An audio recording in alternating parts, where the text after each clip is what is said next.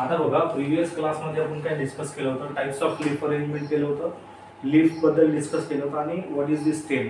Okay, stems मध्ये कोणते कोणते पार्ट्स आहे, लीफ मध्ये कोणते कोणते पार्ट्स आहे, या सगळ्या गोष्टी बघितल्या होत्या आपण. ओके, आज त्याच्यानंतर आपण बघितलं होतं रेटिक्युलेटेड व्हॅनिशन म्हणजे काय. कोणाला आठवण आहे का रेटिक्युलेटेड व्हॅनिशन म्हणजे? अदर काय रे, काय रेटिक्युलेटेड व्हॅनिशन काय आहे? What is the meaning of reticulated venation? बघा इकडे लक्ष द्या. काय म्हटलं होतं आपण, एक लीफ जे आहे, लीफला कन्सिडर केलं जेव्हा आपण, तर लीफला कन्सिडर केल्यानंतर त्याच्यामध्ये बघा आपल्याला हे जे काही वेन्स दिसत आहे, या वेन्सची अरेंजमेंट कशा प्रकारची आहे त्याच्या बेसिसवर रेटिक्युलेटेड व्हॅनिशन आणि पॅरलल व्हॅनिशन हे दोन डिवायडेशन केलेले आहे. ओके, तर याच्यामध्ये बघा ज्या लीफचे मार्जिन ज्या लीफच्या ब्लेड्स मध्ये एक मिडवेन भेटत आहे आपल्याला, या मिडवेन पासून सेकंडरी वेन्स तयार झालेले आहे आणि टर्शरी सुद्धा झालेले आहे. टर्शरी मेन्शन नाही आपल्या टेक्स्टबुक मध्ये, म्हणून टर्शरी हा शब्द नाही वापरला तरी चालेल. पण ज्या लीफ स्ट्रक्चर मध्ये म्हणजे ज्या लीफ ब्लेड्स मध्ये वेनचा स्ट्रक्चर कसा असतोय, ज्याच्यामध्ये वेन्स आहे म्हणजे पहिला मिडवेन आहे आणि मिडवेन नंतर त्याच्यानंतर सेकंडरी वेन्स राईज आहे आणि सेकंडरी नंतर टर्शरी वेन्स राईज आहे आणि त्याच्यापासून आपल्याला काय भेटत आहे, एक नेटवर्क टाईपचं स्ट्रक्चर भेटत आहे. कशा भेटत आहे? नेटवर्क टाईपचं स्ट्रक्चर. तर या टाईपच्या लीफ ब्लेड्स मध्ये जे काही पॅटर्न आहे वेन्सचं, त्याला आपण म्हणतोय रेटिक्युलेटेड व्हॅनिशन. सपोज टू बी बघा, the leaf is divided into 2 equal parts by single midvein which is lie along the midline of the leaf blade. याचा म्हणण्याचा अर्थ काय आहे की एक जे लीफ ब्लेड आहे, या लीफ ब्लेडला 2 इक्वल पार्ट मध्ये डिवाइड करणारा कोण आहे? मिडवेन आहे. मिडवेन आहे ना. तर या लीफ ब्लेडला 2 इक्वल पार्ट मध्ये कोण डिवाइड करत आहे? मिडवेन करत आहे. ओके, या मिडवेन पासून सेकंडरी वेन्स तयार झालेले आहे.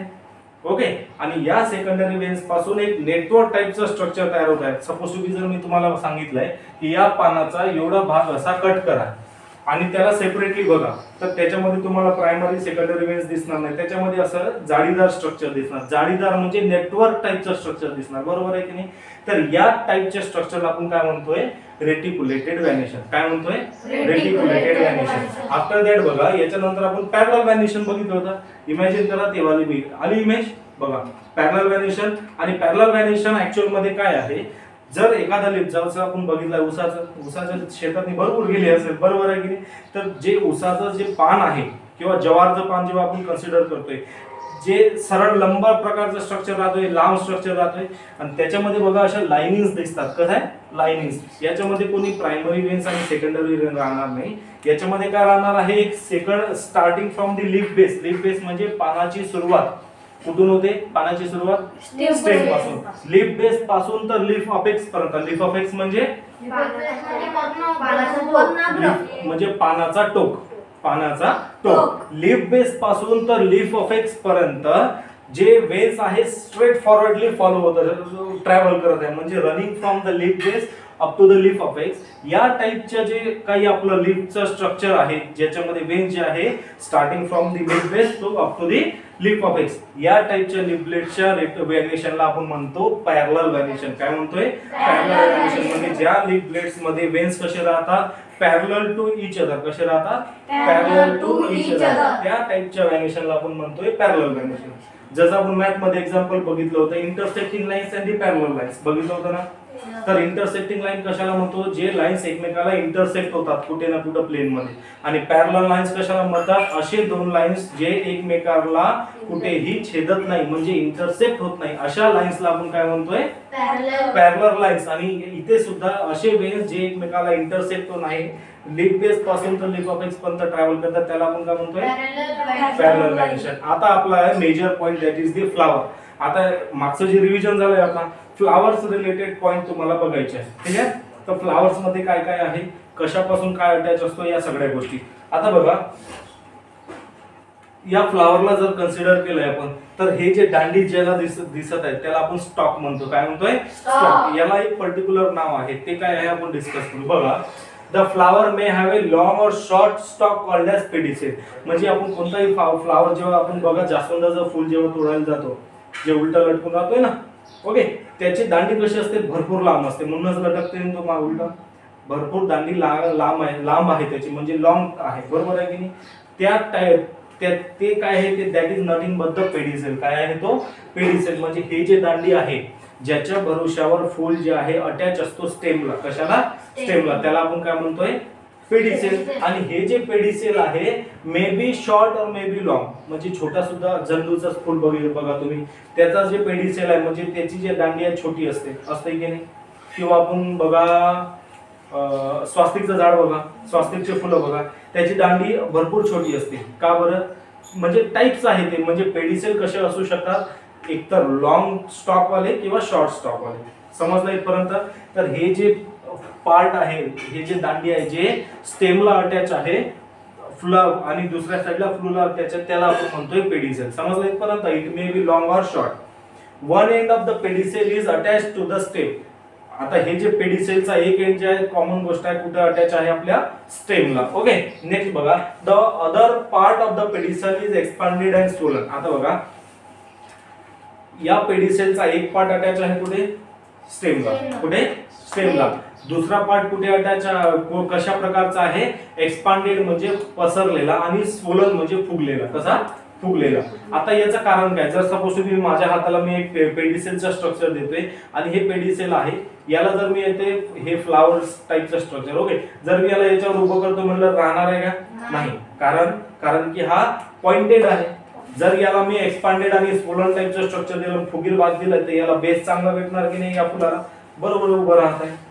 या पेडिसेलला जे दुसरा एंड जे आहे स्वोलन आणि एक्सपांडेड, याचं कारण एकच आहे की तो फुलाला सपोर्ट प्रोव्हाइड करतो. काय करतोय? सपोर्ट. बघा इकडे लक्षात द्या. It is called as the receptacle. जे स्वोलन अँड एक्सपांडेड पार्ट आहे याला आपण काय म्हणतोय? रिसेप्टिकल. काय म्हणतोय याला? रिसेप्टिकल. ठीक आहे. It is called as receptacle. Petals and other part of the flower are supported on the receptacles. जे काही फ्लावरचे पिटल्स आहे, पिटल्स म्हणजे आपण काय म्हणतो?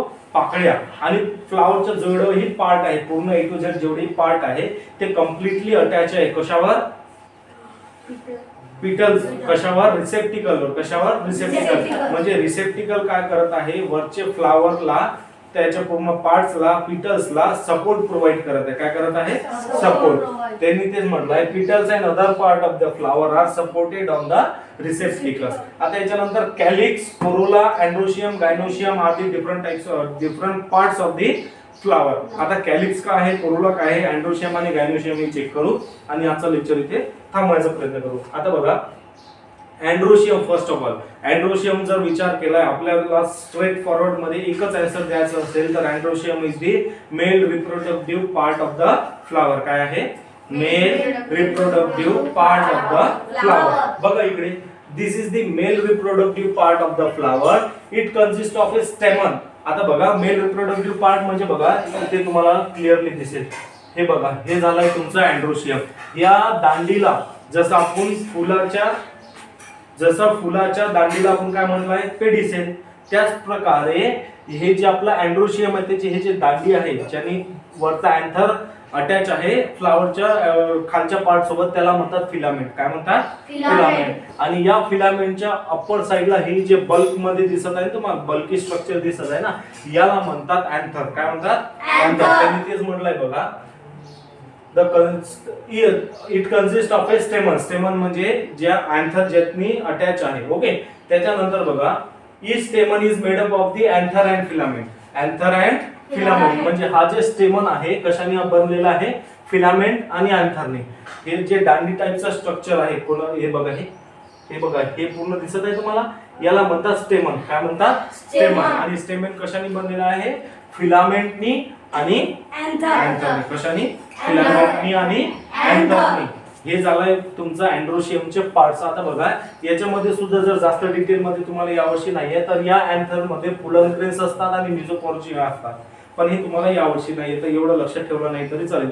पण हे जे स्ट्रक्चर आहे एवढं लक्षात ठेवा, हा जे दांडीदार स्ट्रक्चर आहे जसं आपण बघितलं की लहान बाळाकडे असते ना चॉकलेट लॉलीपॉप सारखा, तर त्या टाइपची दांडी आहे, वरती एक बल्की स्ट्रक्चर आहे. बरोबर आहे. याला म्हणतात अँड्रोशियम. काय म्हणतात? अँड्रोशियम. समजलं इथपर्यंत?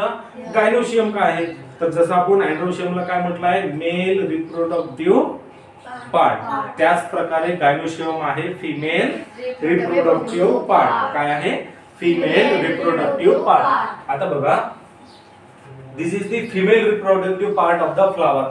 It made up of the carpels. आता कार्पेल्स काय बघू आपण. Okay, it made up of the carpels and carpels consist of a stigma, style and ovary. की स्टिग्मा, स्टाईल अँड ओव्हरी.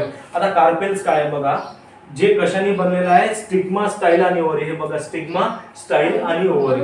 जर तुम्हाला गायनोशियम कशाने बनलेला आहे कोणी विचारलाय तर गायनोशियमचा पार्ट बघा हे वाला आहे. हे या इथून तर हे पर्यंत हा जो ग्रीन स्ट्रक्चर दिसत आहे तुम्हाला किंवा या इमेज मध्ये बघा हे वाला, हे तुमचं गायनोशियम आहे. काय आहे गायनोशियम, म्हणजेच की फिमेल रिप्रोडक्टिव्ह पार्ट. आता या फिमेल रिप्रोडक्टिव्ह पार्ट मध्ये 3 भाग आहे बघा. हे एक आहे ओव्हरी, हे इथे दिसेल तुम्हाला बघा. इथे या साईडला जे ओव्हरी, याला मागच्या इमेज मध्ये बघा हे क्लिअर आहे.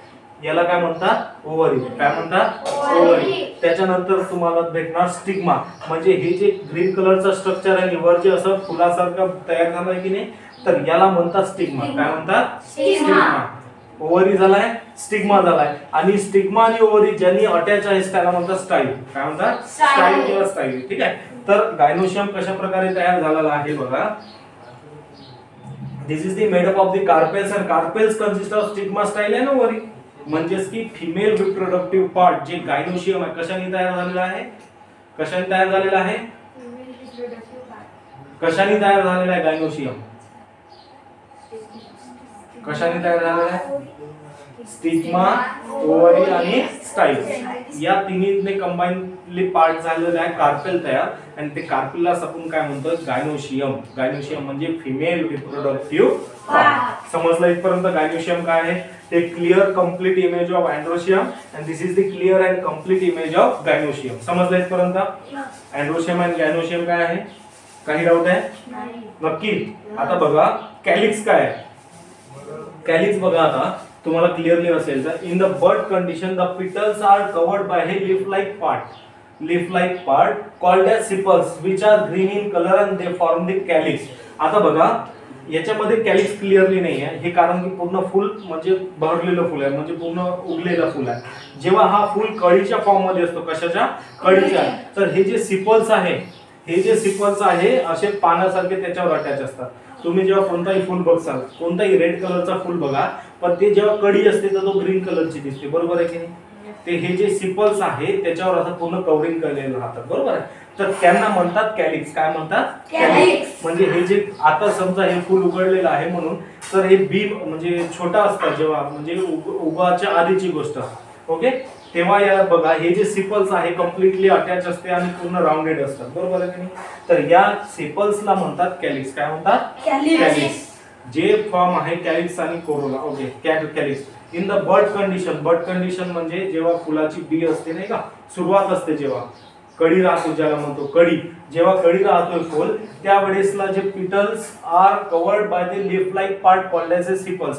जे काही फुल आहे ते पूर्णपणे ग्रीन कलरने कव्हर असतोय ना, त्या ग्रीन कलरच्या पार्टला म्हणतात सिपल्स. जे आपण बघितलं हे वाले सिपल्स. आणि या सिपल्सला सुद्धा या सिपल्स म्हणतात याला. Okay, which are green in colour they form the calyx. म्हणजे हे जे सिपल्स आहे या इथपासून तर इथपर्यंत हे काय आहे, कॅलिक्स आहे. काय आहे कॅलिक्स. इथपर्यंत समजलंय तुम्हाला. नेक्स्ट बघा कोरोला काय आहे. This is the made up of the colourful part called as पिटल्स.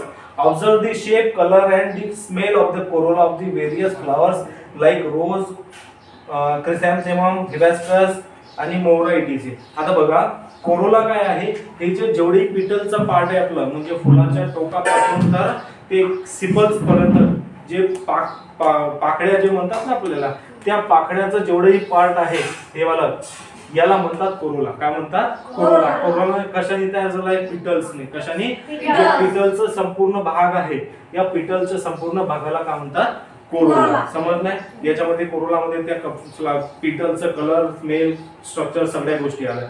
समजलं इथपर्यंत कोरोला काय. Okay, androecium that is the male reproductive part, gynoecium that is the female reproductive part, calyx आणि Corolla. इथपर्यंत काही doubt आहे तुम्हाला. 100% क्लिअर. याच्यानंतर फक्त तुमचं छोटंसं पार्ट राहिलेलं आहे दॅट इज द फ्रूट. आणि त्याच्यामध्ये भरपूर सारं काही दिलेलं नाही आहे. त्याच्यामध्ये तुम्हाला आता सांगितलं मी त्याच्या किंवा व्हेरियस टाईपचे फ्रूट आपण खात आहे असं इन्फॉर्मेशन दिलेली आहे.